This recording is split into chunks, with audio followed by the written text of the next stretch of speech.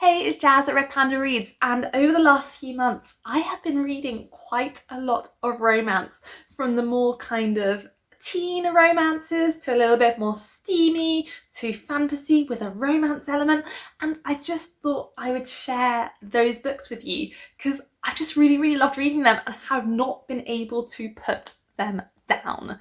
So let's start with like a teen favourite of mine.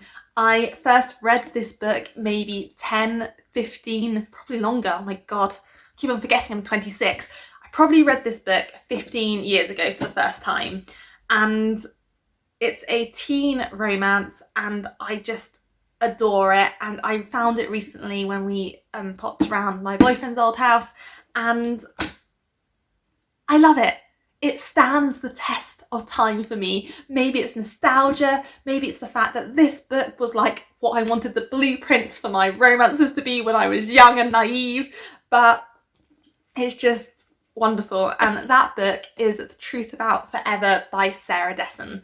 I think the name is a little pretentious because and silly, and it doesn't really create a good vibe of what this book's about, but I would 100% recommend. This romance is about a young girl called Macy in her teens whose father unexpectedly dies, and she very much blames herself for his death and it ends up becoming very closeted, doesn't allow herself to grieve, and kind of surrounds herself with kind of perfection and security because she wants everything to be in control and for nothing bad to happen. And her boyfriend goes off to brain camp and basically she reaches out to him, tells him she misses him and that she loves him. And he's like, you're moving too fast, this relationship is going too quick, we need a break. So she ends up joining and working at a catering company where she meets the actual romance interest for this book, Wes, and they form this incredible friendship that then of course develops into something more. And it just had, when I was younger, it just had everything I wanted from a romance. It's got like a badass quitting your job scene, it's got breaking free from like what's considered safe and finding yourself and being happy. It has this amazing friendship that develops into something more, and I just adored it. The writing is incredibly easy. It's just the characters are so charismatic and I love it. So yeah, this is my like guilty feel good teen romance that I will read probably about once a year and it just doesn't get old.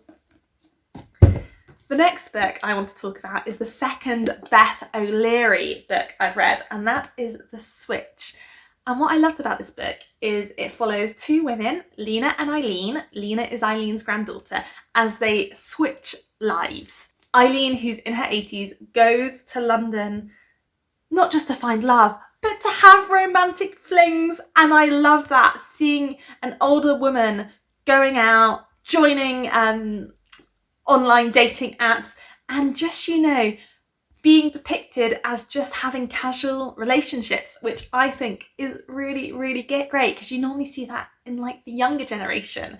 And then Lena goes into her grandmother's world where there's a little like village community, there's lots of like little bits of gossip, and it's quite hard for her to get accepted there because she doesn't know how things work. And of course she finds a little romance as well. And what's really lovely about this book is the journey that both Lena and Eileen go on is very different, but in essence it brings them closer together and helps them both heal because they're both suffering after the death of Lena's sister, so Eileen's other granddaughter. And it's just a really charming, heartwarming read about romance and love and friendship and family. And I would recommend highly. Again, I could not put this book down. I read it, I think, in less than 24 hours and it was wonderful. The next book I'm going to talk about is a beautiful, absolutely gorgeous book, which doesn't belong to me, but I will be giving it back. And yeah, I didn't steal it or something. I don't even know why I'd need to justify that I didn't steal it. Anyway, the next book I want to talk about is The Binding by Bridget Collins. So this is kind of a magical realism romance book. And what I want to say, first of all, is it was so predictable. Like, everything from the magic elements to the romance, like, predictable. But I could not put it down. I just was flying through it. And I think it's expected in romance to have that predictability, to predict that people are going to get together. But this had a little bit more predictability in terms of everything that was going to happen. But for me, it didn't detract from the enjoyment of the book, and I don't think it should put you off either. This book is set in our world, but where books are banned or considered really, like, not evil, but like, you shouldn't own books. And the reason you shouldn't own books is books are basically people's memories. So people will go to a binder to get their memories removed and put into a book, so they won't remember anything that happened, but anyone will be able to read a very intimate account of their lives. And people may do this for a number of reasons. They may want to forget something. They may do it for money, which is considered like you're really looked down on for doing that. Or people in power may force other people to do it for their own satisfaction. So they have the person's exact feelings and accounts as a book, which is why it's a really terrible thing. But our main character becomes a binder. And he is learning the art of binding, and it basically follows him and then explores his past and the romance between him and another guy. And the romance is steamy and exciting, and it's just fantastic. And I do like the little magical elements.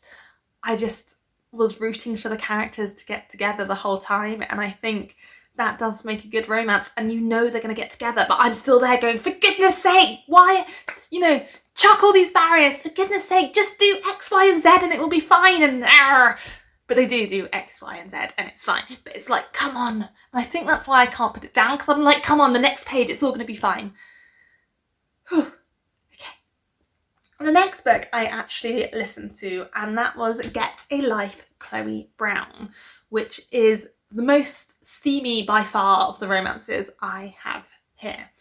And it's basically about a woman who almost gets killed, and she then kind of reevaluates her life because she has chronic pain and fatigue, and so she finds it really hard to function, and a lot of people in her life have left her because of that, so she really closets herself away. But after this near-death experience, she kind of says, no, I want to try and have my own ownership. I want to move out of my house.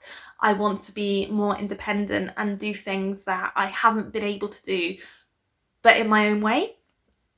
And it's just really incredibly brave and inspiring to see this, and also in a steamy romance to have someone being representative and have chronic pain and showing that this doesn't have to, that doesn't need to get in the way. Yes, it's something to consider, but it's not a barrier to love. It's just another element, and that you can work out with everything in life. There is complications or slight difficulties, and just because your kind of path isn't as straight maybe as other people's paths, it doesn't mean that you're not destined to just be happy and have love.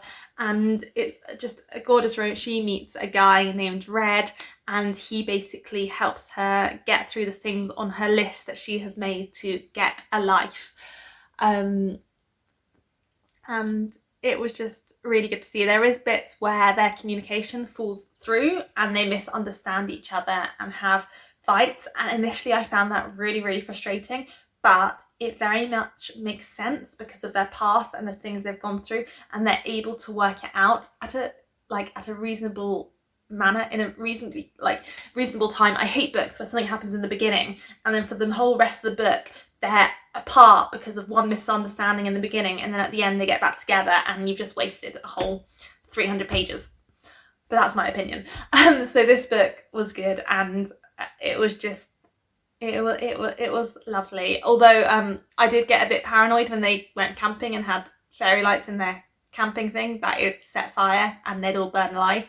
but I think that's just me and me getting worried. And I was like, they haven't put the campfire out. What if that means the whole fight? Yeah, dear. I'm supposed to be into this romance, and I'm like, put your bloody campfire out. So the last book I want to talk about is Lustre by Leilani. This book was shortlisted for the Women's Long List this year, and what I will say, its writing is very evocative and kind of almost lyrical at times, although sometimes sentences were so long and wavery everywhere. Just some sentences were so long with so many parts and so many aspects that I kind of lost what was going on. But maybe that's just me as well. Maybe I just can't handle complicated written books. But this book is about a woman named Eddie living in New York, and she starts dating a guy who is in a sort of open relationship, and from the very beginning you can see really stark power differences between them. She is really struggling to get by, he is incredibly wealthy, and although very much the way she talks about their relationship is almost quite there's something really horrible about the way she describes the relationships, and she tries to act as if she's in control, but really it never feels like it. It feels very much the whole time that she is incredibly vulnerable and it will be very easy to be used. So one thing I found really interesting is Eddie, our main character, is black, and it turns out the man she is dating, who is white, has an adopted black daughter, and there are many aspects of the daughter's life which her adopted parents don't feel they're able to fill. For example, even things like not knowing how to look after her hair. And so Eddie comes into their life and bonds with their daughter, especially due to the fact that the area that they live in, this very rich area, is incredibly racist. And for example, she can't leave the house without being stared at, which is just disgusting.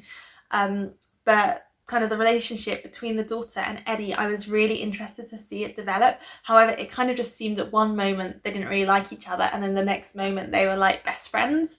And I don't think it's quite that simple, but I just wish I'd seen more of that and kind of the slow development and how what she was able to bring to this girl's life who was kind of really struggling in this new environment. But it was a good read and it was interesting. The last book, which I haven't finished but I'm currently reading, is Lovely War, and I'm really struggling with it at the moment. It's basically about Greek gods telling love stories from the First World War, and we'll see how it goes.